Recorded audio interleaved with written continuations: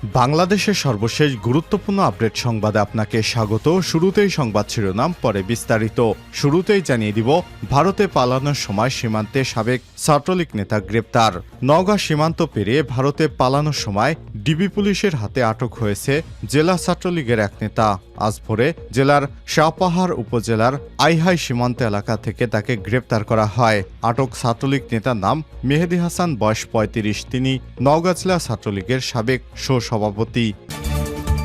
এরপর জানিয়ে দিব, ইতিহাস সৃষ্টি করে ২ লক্ষ কোটি টাকা ছাড়ালো খেলাপি ঋণ। খেলাপিদের নানা সুবিধা দিয়েও এই সূচকের লাগাম টানতে ব্যর্থ হয়েছে বাংলাদেশ ব্যাংক। ২০২৪ সালে জুন শেষে তাদের খেলাপি ঋণ বেড়ে দাঁড়িয়েছে ২,১১,০০০ কোটি টাকা, যা মোট ঋণের ১২.৫৬%।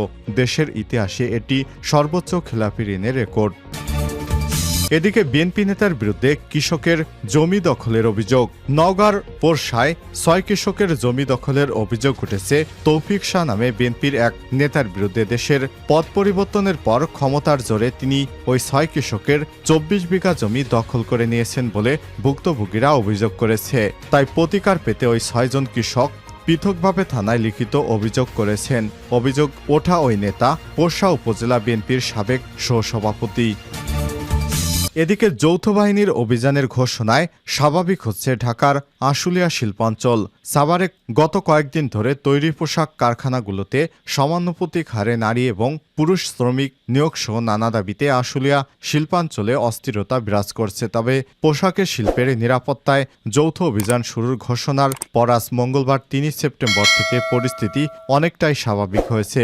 এদিন সকাল থেকে আশুলিয়া শিল্পাঞ্চলের অধিকাংশ কারখানায় শ্রমিকেরা কাজে যোগ দিয়েছেন। পাশাপাশি গুরুত্বপূর্ণ স্থানগুলোতে সেনাবাহিনী, বিজিবি এবং শিল্প পুলিশের সদস্যরা টহল দিতে দেখা গেছে। এবারে জানাবো, ছাত্রলীগ যুবলীগ থেকে পুলিশ বাহিনী তৈরি করেছিল হাসিনা। শেখ হাসিনা জানতেন ন্যায়ের বিচার হলে তিনি হেরে যাবেন। প্রশাসন, আইনশৃঙ্খলা রক্ষাকারী বাহিনী যদি নিরপেক্ষ হয় শেখ হাসিনার ক্ষমতায় থাকবে না। তাই তিনি ছাত্রলীগ যুবলীগ থেকে বেছে বেছে পুলিশ বাহিনী তৈরি করেছিলেন। এদেরকে দিয়ে আইনশৃঙ্খলা বাহিনী তৈরি করেছিলেন তিনি। এবং সর্বশেষ জানিয়ে দিব, লটারিতে ৫০ কোটি টাকা জিতলেন বাংলাদেশি প্রবাসী। একটি লটারির টিকিটেই যেন কপাল খুলে গেল প্রবাসীর। সংযুক্ত আরব আমিরাতের big ticket Abu Dhabi raffle draw জিতেছে বাংলাদেশি প্রবাসী শামসু মিয়া। লটারির পুরস্কারের অঙ্ক ১,৫০,০০,০০০ দিরহাম, যা বাংলাদেশি টাকায় প্রায় ৫০ কোটি টাকা সমান। আজ ৩ সেপ্টেম্বর র্যাফেল ড্রয়ের পুরস্কার বিজয়ী নির্ধারণ করা হয়। আর ওই লটারির বিজয়ী হিসেবে ওঠে বাংলাদেশি প্রবাসী শামসু মিয়ার নাম। প্রবাসী শামসু মিয়া থাকেন আমিরাতের আল আইনে। Big ticket Abu Dhabi raffle draw জিতে পুরস্কার হিসেবে তিনি পাচ্ছেন বাংলাদেশি মুদ্রায় ৪৮,৬৪,৬৪,০০০ টাকা। মধ্যপ্রাচ্য ভিত্তিক সংবাদ মাধ্যম খালিজ টাইম জানিয়েছে, নূর মিয়াকে টেলিফোনের মাধ্যমে এই খবর জানানো হয়েছে। এমন খবর শুনে বাকরুদ্ধ হয়ে পড়েন তিনি। তার পাশাপাশি আজকের ড্রতে আরও ১০ জন ১ লক্ষ দিরহাম করে জিতেছেন। এছাড়াও একজন পেয়েছেন ৩,২৫,০০০ দিরহাম রেঞ্জ রোভারের ভেলার গাড়ি।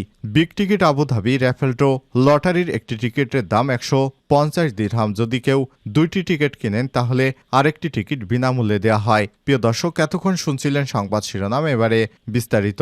তবে তার আগে বন্ধুরা, অনুরোধ থাকবে এই সংবাদটিতে একটি লাইক দিন। এই চ্যানেলে আপনি নতুন হয়ে থাকলে আমাদের সংবাদটি দেখতে দেখতে চ্যানেলটি সাবস্ক্রাইব করে রাখুন। কমেন্ট করে জানিয়ে দিন আপনার মূল্যবান মতামত। আর বন্ধুরা, জানিয়ে দিন আপনি বিশ্বের কোন দেশ থেকে বা বাংলাদেশের কোন স্থান থেকে আমাদের সংবাদটি দেখছেন এবং শুনছেন। এবারে বিস্তারিত। ভারতে পালানোর সময় সীমান্তে সাবেক ছাত্রলীগ নেতা গ্রেপ্তার। নওগাঁ সীমান্ত পেরিয়ে ভারতে পালানোর সময় ডিবি পুলিশের হাতে গ্রেপ্তার হয়েছেন জেলার ছাত্রলীগের এক নেতা। মঙ্গলবার ৩ সেপ্টেম্বর ভোরে জেলার সাপাহার উপজেলার আইহাই সীমান্ত এলাকা থেকে তাকে গ্রেপ্তার করা হয়। আটক ছাত্রলীগ নেতার নাম মেহেদী হাসান, ৩৫। তিনি নওগাঁ জেলা ছাত্রলীগের সাবেক সহসভাপতি। জানা গেছে, গত ৩ আগস্ট শহরের কেডির মোড়ে জেলা বিএনপির দলীয় কার্যালয়ে হামলা চালিয়ে ভাঙচুরের ঘটনা ঘটে। এতে জড়িত থাকার অভিযোগে মেহেদী হাসান সহ 92 জন নেতাকর্মীর নাম উল্লেখ সহ অজ্ঞাতনামা আরও 250 জনের বিরুদ্ধে 13 আগস্ট সদর মডেল থানায় মামলা করে জেলা বিএনপি সদস্য সচিব বাইজিদ হোসেন পলাশ। কোটা আন্দোলন চলাকালীন 3 আগস্ট শহর জুড়ে প্রকাশ্যে দেশীয় অস্ত্রে হাতে মহড়া দেওয়ার অভিযোগও রয়েছে ওই ছাত্রলীগ নেতার বিরুদ্ধে। নওগাঁ জেলা গোয়েন্দা শাখার পরিদর্শক ওসি ডিবি হাসমত আলী বলেন, ছাত্রলীগ নেতা মেহেদী ভারতে পালানোর চেষ্টা করছিলেন। এমন গোপন সংবাদের ভিত্তিতে 2 সেপ্টেম্বর মধ্যরাতে তাকে সীমান্তবর্তী এলাকায় গোয়েন্দা নজরদারি বৃদ্ধি করা হয়েছিল। স্থানীয় থানা পুলিশের সহযোগিতায় মঙ্গলবার ভোর 4টার দিকে আইহাই সীমান্ত অতিক্রম করে ভারতে পালানোর সময় মেহেদীকে গ্রেপ্তার করা হয়। এ সময় তিনি আরও বলেন, মেহেদীর বিরুদ্ধে অস্ত্রসহ একাধিক মামলা রয়েছে। রাজনৈতিক ছত্রছায়ায় অপকর্ম করে আসছিলেন তিনি। গত 5 আগস্ট হাসিনার পতনের পর গা ঢাকা দিয়েছিলেন তিনি। আটকের পর তাকে আদালতের মাধ্যমে কারাগারে পাঠানো হবে। ইতিহাস সৃষ্টি করে 2 লক্ষ কোটি টাকা ছাড়ালো খেলাপি ঋণ। খেলাপি ঋণদের নানান সুবিধা দিয়েও এই সূচকের লাগাম টানতে ব্যর্থ হয়েছে বাংলাদেশ ব্যাংক। 2024 সালে জুন শেষে খেলাপি ঋণ বেড়ে দাঁড়িয়েছে 2,11,000 কোটি টাকা, যা মোট ঋণের 12.56%।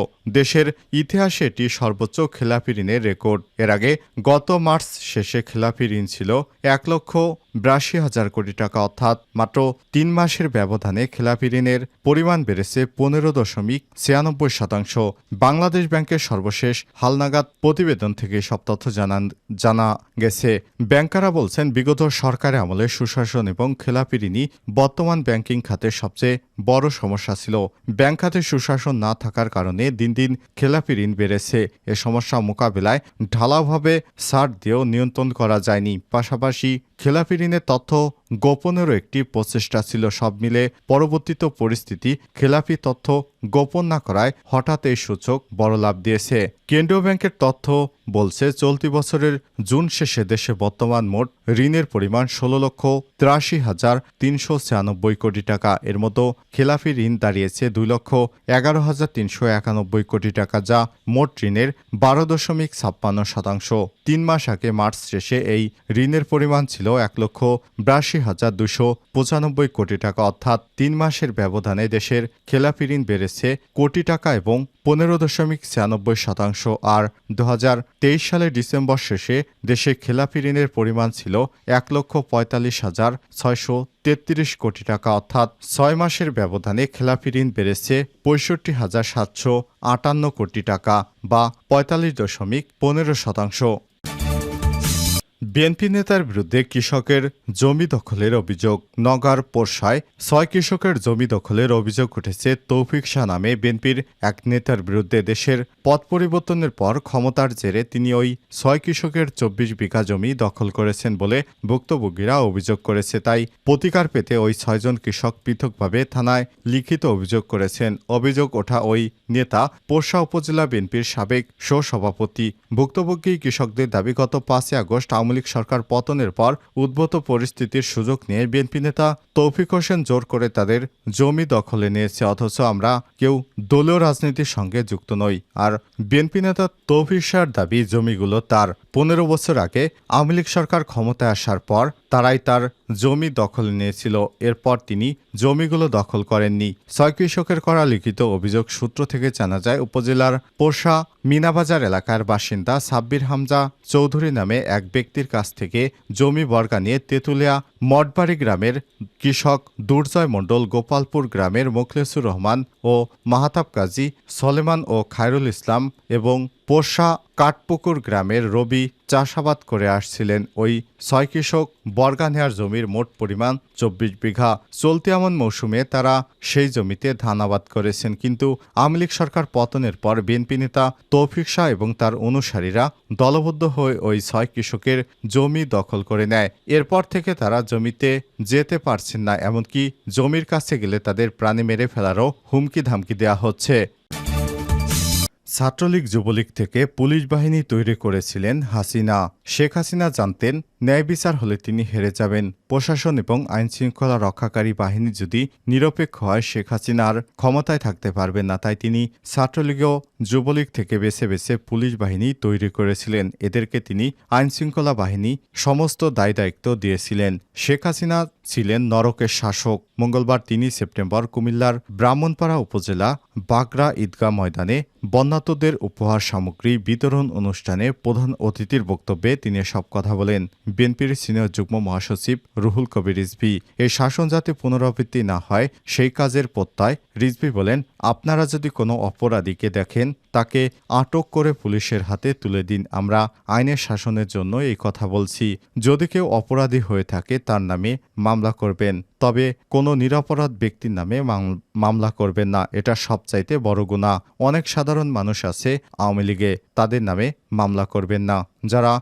গুন্ডামি সন্ত্রাসী মানুষের বাড়িঘর দখল করেছে তাদের বিরুদ্ধে আপনারা ব্যবস্থা গ্রহণ করুন, তবে সেটা অবশ্যই আইনি প্রক্রিয়ার মাধ্যমে হতে হবে। ব্যক্তিগতভাবে কারো উপর সন্ত্রাসীর মতো হামলা করা যাবে না। দেশের পূর্বাঞ্চলে ভয়াবহ বন্যাকে ভারতের তৈরি কৃত্রিম সংকট বলে মন্তব্য করে বিএনপির এই জ্যেষ্ঠ নেতা আরও বলেন, আমরা এখন স্বস্তিতে নিঃশ্বাস নিতে পারি। এখন শেখ হাসিনা নেই, শেখ হাসিনার তাণ্ডবও নেই, শেখ হাসিনার পুলিশও নেই, শেখ হাসিনার সেই গোয়েন্দা পুলিশও নেই। কিছুটা মুক্ত বিশ্বাস নিয়ে আপনাদের সাথে নির্ভয়ে আসতে পেরেছি। বিএনপির অঙ্গ সংগঠনের নেতাকর্মীরা কেউই কিন্তু বসে নেই। বন্যার্ত মানুষের জন্য আজকে দেশের বিভিন্ন প্রান্ত যেমন কুড়িগ্রাম, দিনাজপুর, সাতক্ষীরা থেকে ত্রাণ নিয়ে ছুটে আসছে মানুষ। এক অভূতপূর্ব সংহতি দেখছে বাংলাদেশ। এ সময় তিনি আর বলেন, এতদিন এই ধরনের কর্মকাণ্ড একত্র হওয়ার সুযোগ ছিল না। আজকে যে সুযোগ সৃষ্টি হয়েছে, আজকে কচি বাচ্চারা, কলেজ বিশ্ববিদ্যালয়ের তরুণ কিশোর ছাত্ররা নিজেদের জীবন দিয়ে শেখ হাসিনার মতো এক রক্তপিপাসু